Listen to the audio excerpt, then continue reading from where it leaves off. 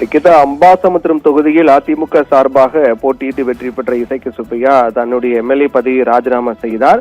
அதைத் தொடர்ந்து ஏற்கனவே 3 சட்டமன்ற உறுப்பினர்கள் அதிமுகவில் இருந்து ராஜினாமா செய்துவிட்டு தாவேகாவில் இணைந்த நிலையில் அதன் தொடர்ச்சியாக இசைக்கு சுப்பையாவும் தாவேகாவில் இணைய போகிறார் என்றுதான் சொல்லப்பட்டது. அது தற்போது உண்மையாக இருக்கிறது. இசைக்கு சுப்பையா பனையூர் தாவேகா அலுவலகம் சென்றிருக்கிறார்.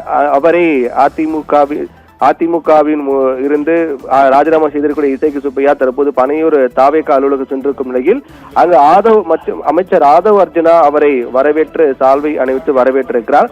இதன் மூலமாக இசைக்கு சுப்பையா தாவேகாவில் இணைவது என்பது உறுதியாக தெரிய வருகின்றது.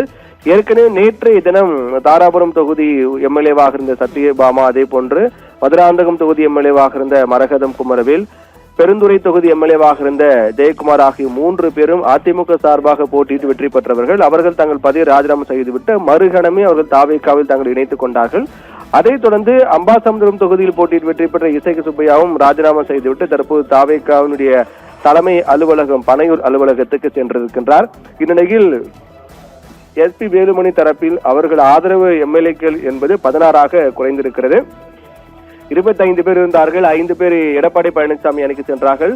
3 பேர் பதவி ராஜினாமா செய்து விட்டார்கள். அதை தொடர்ந்து தற்போது இசைக்கு சுப்பையா ராஜினாமா செய்துவிட்டு தாவேகாவில் இணைய இருக்கின்றார். அதனால் 25 16ஆக எஸ்பி வேலுமணி தரப்புக்கு ஆதரவு எம்எல்ஏக்கள் பலம் என்பது குறைந்திருக்கிறது.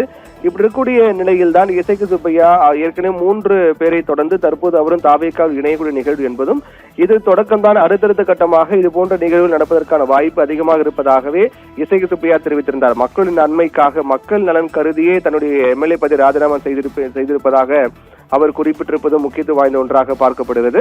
அதனால் முன்கூட்டி எதிர்பார்த்த ஒன்றுதான். 3 சட்டமன்ற உறுப்பினர்களை தொடர்ந்து இசைக்கு சுப்பையாவும் தற்போது தாவேகாவில் இணையக்கூடிய நிகழ்வு என்பது ஏற்கனவே எதிர்பார்க்கப்பட்ட ஒன்றுதான். அதுதான் தற்போது நடந்திருக்கின்றது.